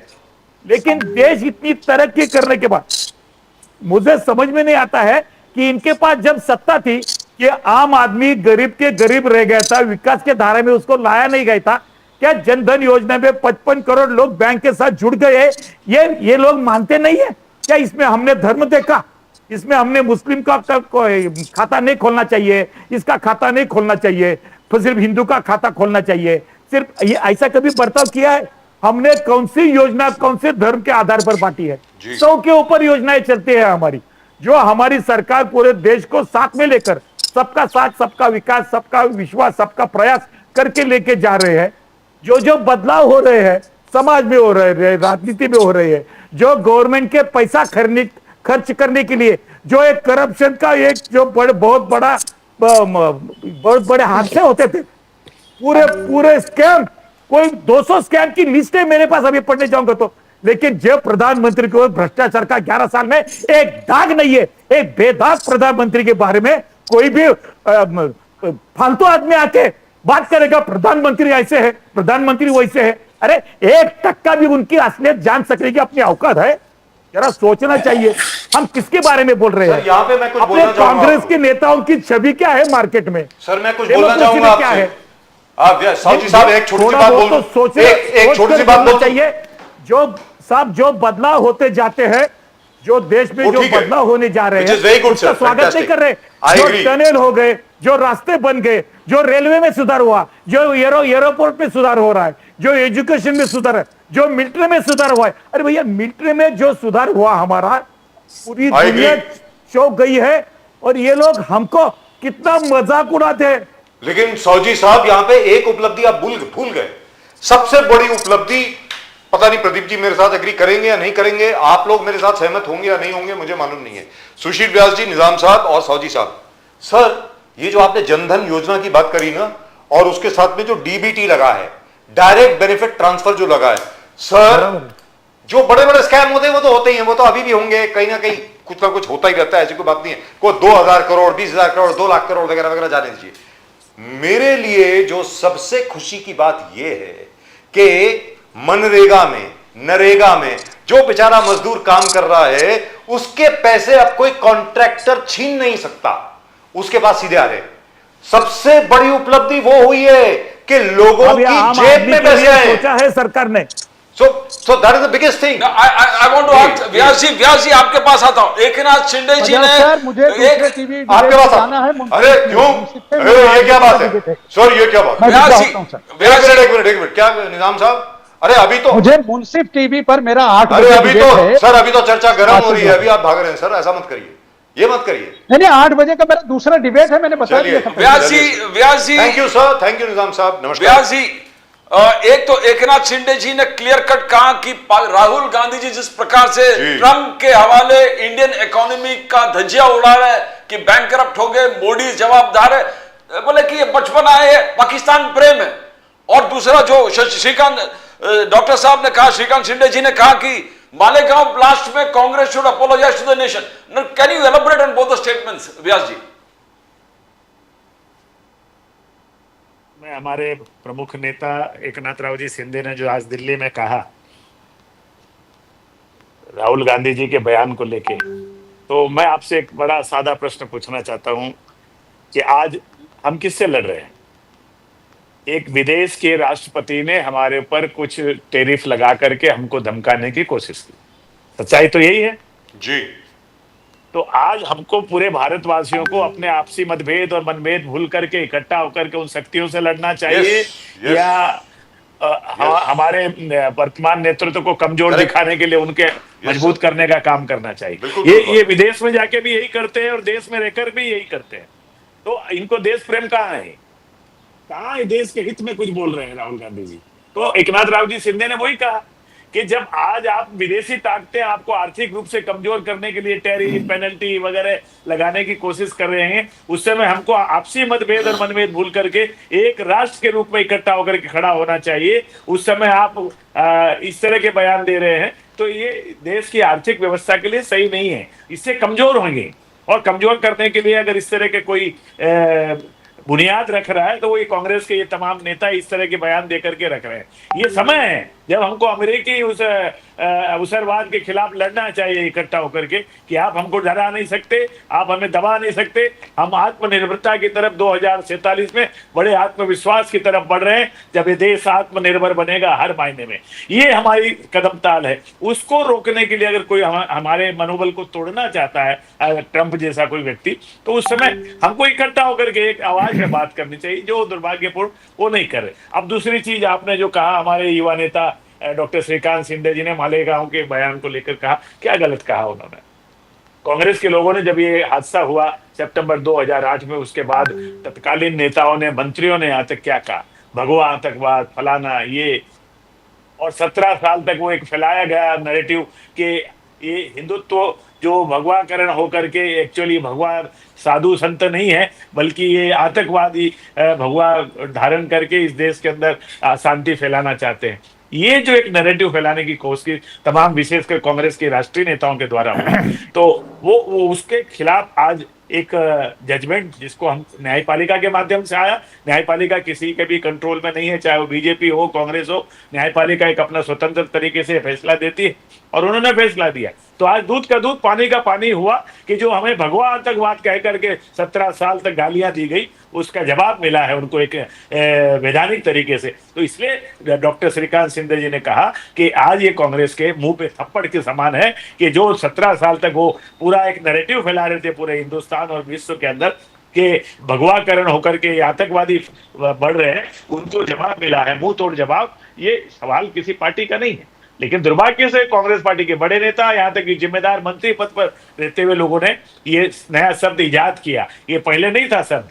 साहू जी भाई सही बोल रहे थे, भगवा करण, भगवा आतंकवाद, ये देन है कांग्रेस के मंत्रियों की। ये कहीं पहले किसी ने नहीं कहा था। ये 2008 के बाद किसी, अब चाहे वो चिदम्बरम जी ने कहा हो या सुशील कुमार शिंदे जी ने कहा, दोनों में से किसी एक ने ये नया शब्द देश की संसद के अंदर कहा, भगवा आतंकवाद, और मजाक उड़ाया गया। 17 साल तक हमें मानसिक रूप से परेशान किया गया, हमारी विचारधारा को आतंकवादी साबित करने की कोशिश की। उसका आज मुंह तोड़ जवाब मिला है। उसको उसी के चलते अपने श्रीकांत शिंदे जी ने वो बयान दिया था।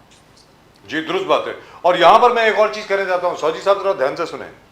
ये जो 25% टैरिफ बढ़ाए गए हैं, जो एप्पल टेलीफोन्स हैं, एप्पल फोन्स, और एप्पल के जो सीईओ हैं टिम कुक साहब, उन्होंने कहा है कि we are committed to India. America के अंदर बिकने वाले सभी एप्पल फोन्स, सुनने वाली बात है सर, सभी एप्पल फोन्स अब हिंदुस्तान में बनेंगे, अब इंडिया में मैन्युफैक्चर होंगे, और उस पर आप 25% टैरिफ लगाइए या जितना मर्जी लगाइए। क्योंकि क्या है कि द स्ट्रक्चर इज सच कि वो 25% लगाकर भी it will be cheaper than manufacturing in USA. वो यूएसए में मैन्युफैक्चर करने से ज्यादा चीप होगा अगर हिंदुस्तान में मैन्युफैक्चर करेंगे। लेकिन मैं आपसे एक सवाल पूछता हूं सौजी साहब, सर मैं एक चीज समझ नहीं पाया हूं। जो मैंने सवाल पूछा निजाम साहब से, निजाम साहब ने जवाब दिया नहीं, उसका क्या जवाब देंगे बेचारे। अब राहुल गांधी के खिलाफ तो बोल नहीं सकते। मैं ये अभी तक समझ नहीं पाया हूं, ये वही राहुल गांधी है ना, राहुल गांधी जी जिनके पिताजी आतंकवाद के शिकार हुए, वही राहुल गांधी है जिनकी दादी 2 आतंकवादियों ने उनको मार दिया। ये वही राहुल गांधी है ना जिनके जवाहरलाल नेहरू मतलब परदादा हो गए ना उनके, वो के परनाना हुए, या खैर जो भी हुए। All I am saying is sir कि क्या जिन्होंने देश के लिए, आप नेहरू जी का आप जितना मर्जी क्रिटिसिज्म कर लीजिए, नेहरू जी ने काफी चीजें ऐसी करी जो नहीं करनी चाहिए थी, जैसे कश्मीर का मुद्दा है वगैरह वगैरह वगैरह, लेकिन देश के लिए उन्होंने अपनी पूरी जिंदगी को न्यौछावर किया। तो राहुल गांधी जी ऐसी बात क्यों करते हैं लक्ष्मण साहू साहब, ये क्यों बोलते हैं? ट्रंप साहब की बात को यहां पर रिपीट कर रहे हैं, नंबर 1। नंबर 2, ये कह रहे हैं कि भाई हमने सीज फायर की मांग करी पाकिस्तान से।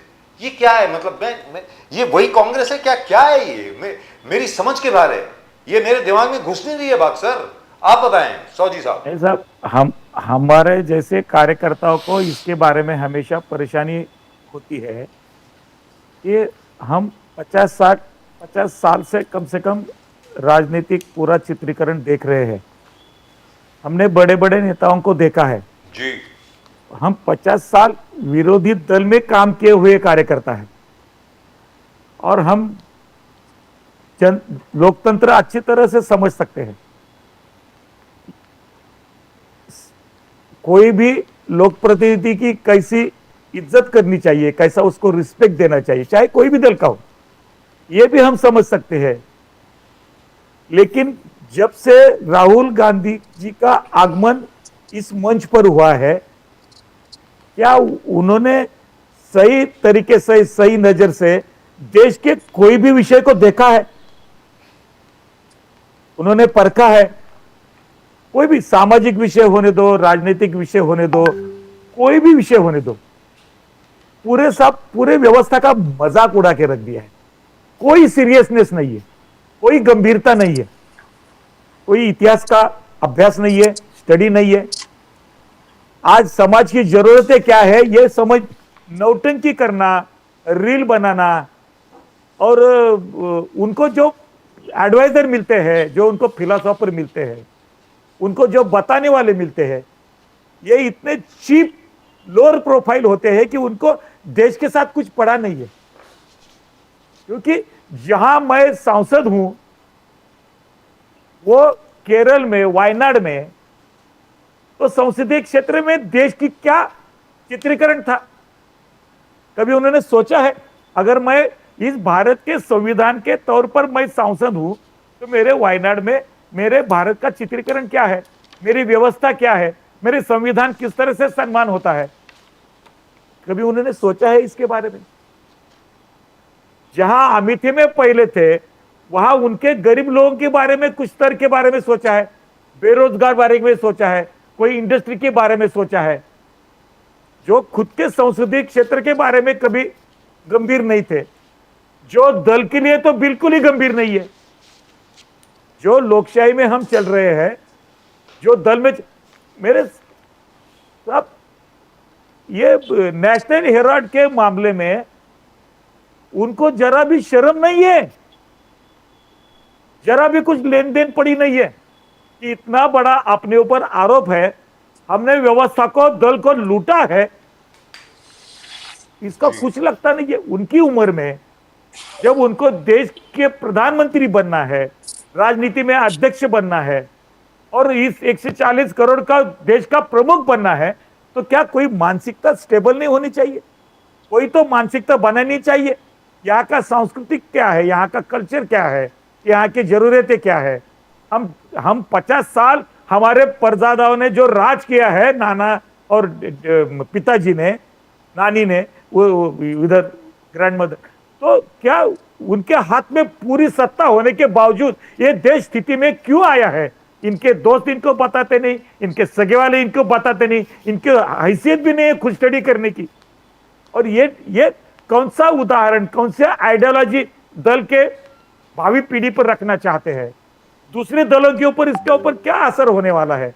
और इसको सब लोगों ने अनदेखा करके इनको मानना चाहिए, इनको प्रवक्ताओं को रिस्पेक्ट देना चाहिए।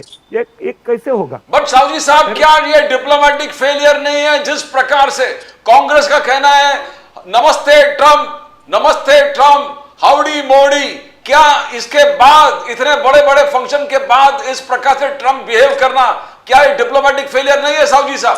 क्या आप एक्सेप्ट करेंगे इसको? साहब, इसमें हमने ऐसा देखना चाहिए कि जब मोदी जी गुजरात के मुख्यमंत्री थे तो वीसा न मिलने वाला आदमी, उसको गुनहगार ठहराने के साजिश में रचे हुए लोग, वो आदमी ने अपने 15 साल गुजरात के मुख्यमंत्री पर राज किया और अभी 11 साल देश के प्रधानमंत्री बनकर चल रहे हैं।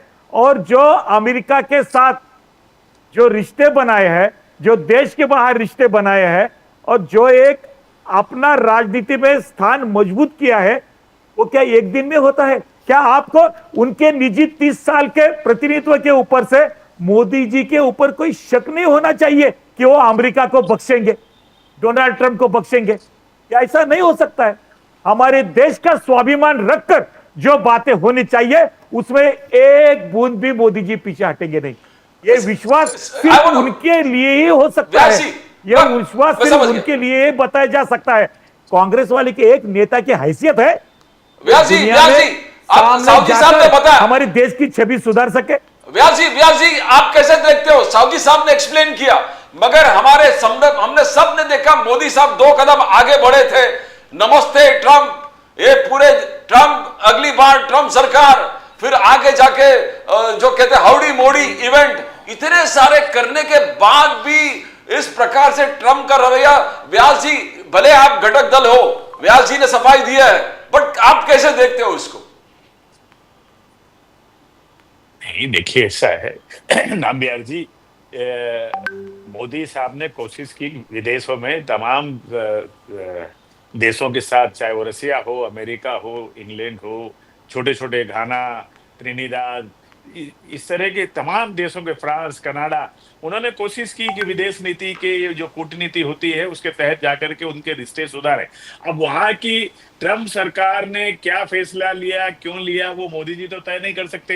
लेकिन मोदी जी ने जब उन्होंने हमारे बारे में कुछ कहा तो 24 घंटे के अंदर हमारे वाणिज्य मंत्री पीयूष गोयल ने देश की सर्वोच्च संसद के अंदर आके कहा, we are not affected by this decision of Trump government, but हम आत्मनिर्भरता के साथ, बड़ी आत्मविश्वास के साथ 2047 में विकसित भारत की तरफ बढ़ रहे हैं और हम बढ़ेंगे। तो ये हमारा आत्मविश्वास है। अब विदेशी ताकतें क्या कर रही है, क्या नहीं कर रही है, वो हमें दबा नहीं सकती। ये तो मोदी जी की उपलब्धि मानोगे कि नहीं मानोगे आप? सर ये तो पहले नहीं भी हो हुआ चुका कि है। वो पूर्ववर्ती सरकारों के जैसे अगर विदेश की किसी व्यक्ति ने हमें आर्थिक रूप से कमजोर करने के लिए कोई दबाव डाला, हम मुंह लटका के बैठ गए। नहीं, हमने मुंह तोड़ जवाब हिंदुस्तान की संसद के अंदर दिया। हम आत्मनिर्भर भारत की तरफ, विकसित भारत की तरफ आगे बढ़ रहे हैं। सर, अटल और जी के वक्त हुआ आत्मविश्वास था। से आगे बढ़ रहे हैं। हमें ये इस तरह की 25%, 10% पेनल्टी वगैरह कोई दबा नहीं सकता, और हम अपना आत्मविश्वास के साथ विकास खुद करेंगे, विकसित भारत बनाएंगे। ये है आत्मविश्वास, व्यास ये जो जी। मोदी जी की देन है। व्यास जी, लक्ष्मण साहू जी साहब, ये पहले और भी साहब भारत इसमें एक बात ऐसी है, भारत जैसे इसको चाइना में जाकर कोई अधिकार न होते हुए कांग्रेस वाले एमओयू करके आते हैं, वैसा तो कोई रवैया हमने नहीं किया सर है ऐसा आज। है लक्ष्मण साहू जी साहब और सुशील व्यास साहब, और हमारे दर्शकों की जानकारी के लिए, भारत इसको पहले भी झेल चुका है। पोखरान 2 अटल बिहारी वाजपेयी जी के टाइम पर जब हमने दूसरा परमाणु परीक्षण किया था, तब भी ऐसे ही सैंक्शन लग गए, पता नहीं क्या कुछ लग गए। सर भारत उसमें से भी बाहर आया and it came out with flying colours. कोई फर्क नहीं पड़ता, Bharat is too big. India is actually 156 crore people. We are not 156 crore people, we are 156 crore customers. Please remember that. 156 customer हैं हम लोग सर, पूरी दुनिया के लिए। सो ना झुके थे ना झुकेंगे। नहीं सर, वो नहीं होने वाला। अब वो 25% आप लगा लीजिए, मैं कहता हूं 50% कर दो, भारत को कुछ कोई हाँ फर्क पड़ेगा।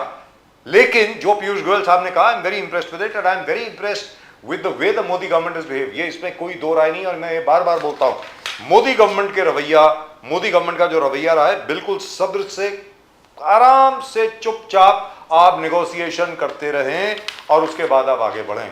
आप देखिए, इन्होंने कहा 1 अगस्त यानी कल से टैरिफ लग जाएंगे। मैं कहता हूं, मैं आपको एक डेडलाइन देता हूं, 15 या 20 दिन के अंदर अंदर ये 25% जो है ये 10 या 15% पे आ जाएगा। देख लेना आप, 100% होने वाला है।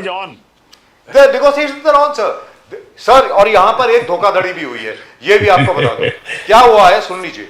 हमारी जो डेलीगेशन थी, उनको ये कहा था, okay we will keep everything on hold right now, we will meet again at the end of August, ये कहा गया था। हमारी डेलीगेशन वहां से वापस आ गई।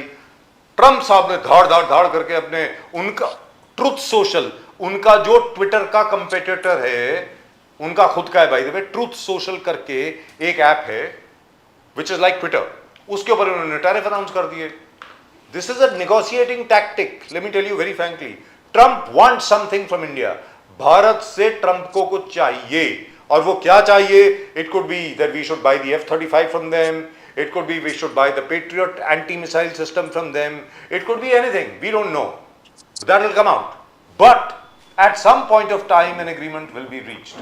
I don't think we need to worry too much over here, very frankly speaking. बाजार साहब, मैं एक वाक्य और कहना चाह रहा हूँ जी, कि मैं बोलिए। शायद वो बता नहीं पाया। वो जो बार बार एक बात आ रही है कि राहुल गांधी जी ने कहा ट्रंप का नाम ले लो, ट्रंप ने ये नहीं कहा, वो नहीं कहा।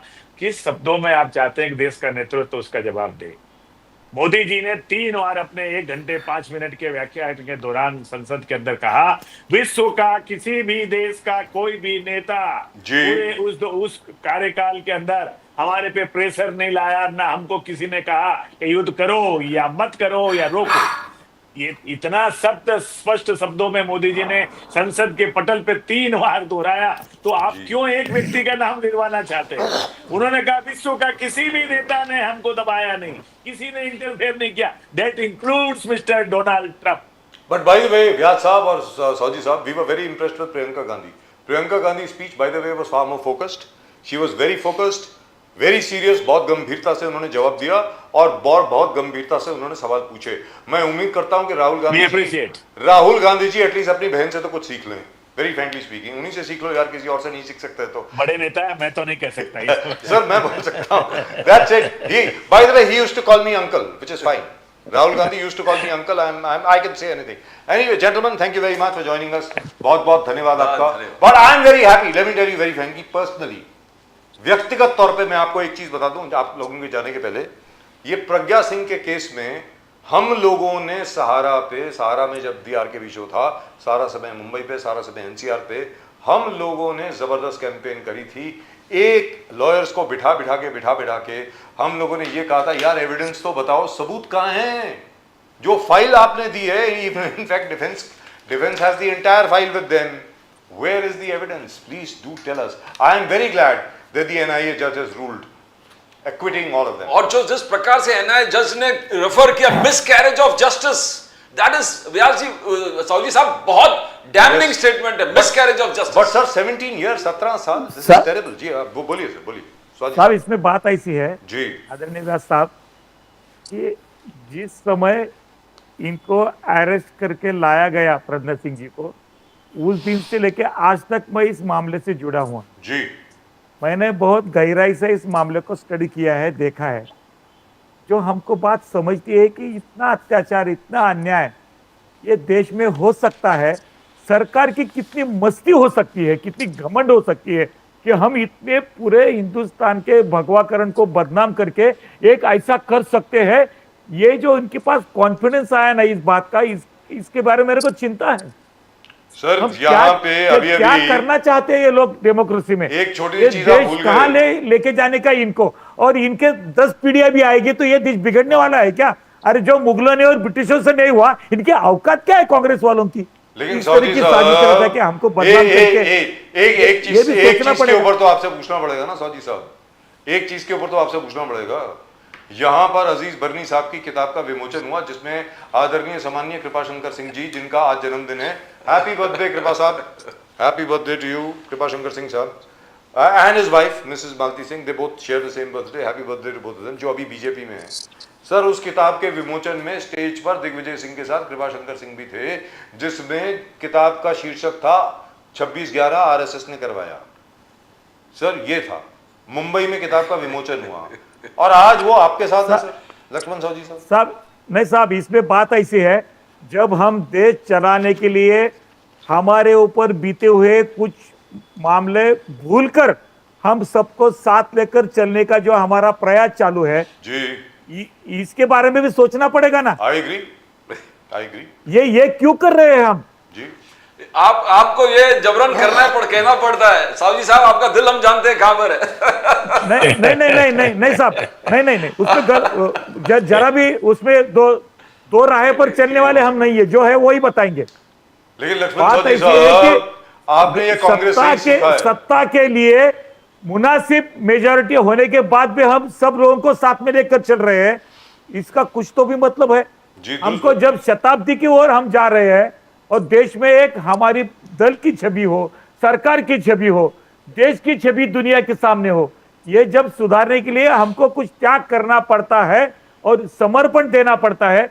इस जज्बात से, इस भावना के साथ हम जब सरकारें चलाते हैं, दल चलाते हैं, और इसके ऊपर अनदेखा करके जिन्होंने पूरे देश का सत्यानाश किया, जो हमारी विचारधारा को कुचलना चाहते हैं, ब्रिटिश और मुगलों से भी ज्यादा बुरे तरीके से, तो इनके सर, साथ कैसा बर्ताव होना दुरुस्त चाहिए? बात है। यही चीज अगर आप कितनी बार ये बोल चुके हैं कि ये वो वाली कांग्रेस नहीं है, 1947 के पहली वाली कांग्रेस नहीं है। 1947 के पहले वाली कांग्रेस ऐसी ही थी, पूरे देश को साथ लेके चलती थी। आप देखिए ना, गोलवालकर साहब खुद थे। मुझे दर्द कहाँ होता है, जो राहुल गांधी बोलता है तो मुझे बुरा नहीं लगता है, लेकिन पृथ्वीराज चौहान और सुशील कुमार शिंदे जैसे जिन्होंने 50-60 साल इसमें निकाले, वो नौटंकी करते हैं ना, उनके लिए ज्यादा परेशान होता हूं मैं कि यार एक किसकी गुलामगिरी करते हो आप? राहुल गांधी के गुलाम हो तुमको देश की कुछ पड़ी नहीं है, सर समाज की कुछ पड़ी नहीं है। राहुल गांधी जी के सलाहकार, मुझे लगता है उनको जरा बदलने पड़ेंगे थोड़े से। पृथ्वीराज चौहान मेरे को पृथ्वीराज चौहान की तरफ उनका नाम और उनका इतिहास, मुझे सर लज्जा ही आज उनके तरफ देखने के बाद। पृथ्वीराज चौहान जी पूछ रहे ये थे, महाराष्ट्र का आदमी है, ये छत्रपति शिवाजी महाराज के भूमि में पैदा हुआ ये आदमी है। पृथ्वीराज इतना गुलाम है राहुल गांधी का। आप क्या बोल रहे हैं? ऑपरेशन महादेव क्यों है? पूछा ऑपरेशन महादेव क्यों है? सर मुझे परेशानी है इस बात की, महादेव से छत्रपति शिवाजी महाराज जी का नाम कभी नहीं आना चाहिए, उनके औकात नहीं, इनके लायक नहीं है। सर इनको तो आतंकवादी कहने के बाद सर इनको तो चुपचाप बैठते हैं, लेकिन मुझे ये समझ में नहीं आ रहा। सिंदूर को तमाशा सुनने के बाद ये समर्थन करते हैं। सर मुझे ये समझ में नहीं आ रहा है। फॉर एग्जाम्पल जो प्रदीप जी ने पूछा है, ऑपरेशन महादेव, व्यास जी, महादेव जो पहाड़ हिल है, वो हिल के ऊपर महादेव हो गया तो ऑपरेशन महादेव हो गया। तो पृथ्वीराज चौहान दे दिया ना नामबियाल जी, उसका जवाब तो आपने ही दे दिया। नहीं, आपसे पूछ रहा हूं, ये किस प्रकार राजनीति किस प्रकार से चल रहा है व्यास जी? नहीं, अब राजनीति तो जो साहू जी कह रहे हैं कि वो व्यक्ति प्रश्न लगा रहा है और इस तरह से प्रश्न पूछ रहा है जो दिल्ली में 5 बार सांसद रहा और केंद्र में मंत्री रहा हो, यहाँ तक कि प्रधानमंत्री के कार्यालय में मंत्री रहा हो, जी। बाद में क्या- यहाँ मुख्यमंत्री रहा हो, वो अगर इतना मजा हुआ व्यक्ति अगर इस तरह के हल्के बयान देकर के अपने नाम को कहीं फैलाना चाह रहे, तो भगवान मालिक है इस देश की विचारधारा That's right. कांग्रेस की, आप उस पर ज्यादा कुछ बोलना ठीक नहीं। Sir, in fact, when Operation Blue Star took place, nobody from the opposition said, why did you call it Blue Star? Why not something else? Why star? Blue Star क्यों गुलाब में? ये अजीब मैं गरीब कल मसला है। कुछ टीवी चैनल पे सुन रहा था, अलग अलग ऑपरेशंस के नाम विदेशों में भी, जी। कोई कुरान के आयत पर, कोई वहाँ के कुछ प्रसिद्ध चीज है उसके जी। नाम पर, तो ये कोई नाम क्या है उसके पीछे कोई लॉजिक नहीं होता है। जैसे आपने से कहा महादेव हिल वहाँ है, उस विसिनिटी में अगर कोई वो चीज हुई तो उसका नाम दे दिया। हमारी बहनों का 22 अप्रैल के 26 मई बहनों का सिंदूर उजाड़ा गया, उसका नाम सिंदूर, उसका बदला लेना था तो ऑपरेशन सिंदूर तो कर जया दिया। बच्चन जी को अब उसको objection है, सर। हमारी छोटी बहन प्रणीति शिंदे कहते हैं मजाक है, तमाशा है, तो भगवान उनको अब लेकिन सर व्यास साहब और लक्ष्मण सौजी साहब, जया बच्चन जी को उस पर भी ऑब्जेक्शन है। उनका सिंदूर उजड़ गया तो तुमने नाम सिंदूर क्यों दिया? ऐसा बोला उन्होंने जया बच्चन क्या? जी ने। मेरा ये कहना है, अब हर चीज पे ऑब्जेक्शन है तो क्या एक करें? हल्के रूप में एक इनको- बात कहता हूँ जी। कि बड़े लोगों को भी आम रास्तों से जाना चाहिए। बड़े लोग जब सीधे पहुंच जाते हैं हेलीकॉप्टर से तब ये हाल होती है, जो सदनों में जाने वाले रास्तों से गए होते तो उनको ये बात कहने की नौबत नहीं आती। दुरुस्त बात। Right, thank you gentleman, thank you very much. Laxman Sauji Sahab बहुत बहुत धन्यवाद आपका। व्यास जी आपका भी बहुत बहुत धन्यवाद।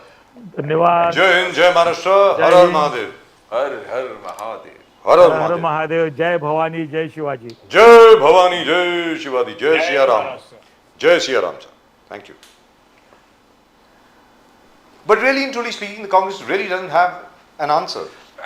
So frankly, as you started the program, Rahul Gandhi pulling off his own country, quoting Trump, It's stupid. is a height.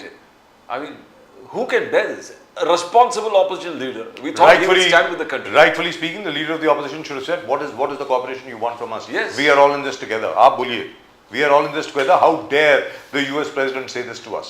कि US के president ने किस तरीके से ये कहा, हम लोग आपके साथ हैं, आप बोलिए क्या करना है, चलिए। This is something, I mean, देश के ऊपर आपदा आई है, देश के ऊपर विपदा आई है, कोई अमेरिका का प्रेसिडेंट को उल्टा सीधा बोल रहा है। जैसे अटल बिहारी वाजपेयी जी ने कहा इंदिरा जी को, जब निक्सन ने यहाँ पे when he sent the 7th fleet over here, it is Atal Bihari Vajpayee who said the whole country stands by you. आप बताइए क्या करना है, कौन है निक्सन, हम आपके साथ हैं। क्या मतलब, I find this anyway, this is terrible. I had thought really during the course of the Bharat जोड़ो यात्रा, I thought Mr. Gandhi has now grown into the role of a leader of the opposition and perhaps the prime minister in waiting of the country. But I don't think so. I'm really disappointed. Anyway, that's me. That's it. Well, और अगर आपने अभी तक channel को subscribe नहीं किया है तो प्लीज सब्सक्राइब करें। Thank you so much. Please do subscribe to the channel, और वो घंटी भी बज गई है। The fastest growing channel of the nation, Nation Now. The fastest growing channel of the nation, Nation Now. Fastest growing channel of the nation, Nation Now. Well, that's it. That's all we've got for you in tonight's show. और प्रदीप जी और मेरी तरफ से आप सब लोगों को नमस्कार। जय हिंद, जय महाराष्ट्र, जय भवानी, जय शिवाजी, वंदे मातरम। Vande Mataram. भारत माता की जय, जय हिंद। Jai Hind.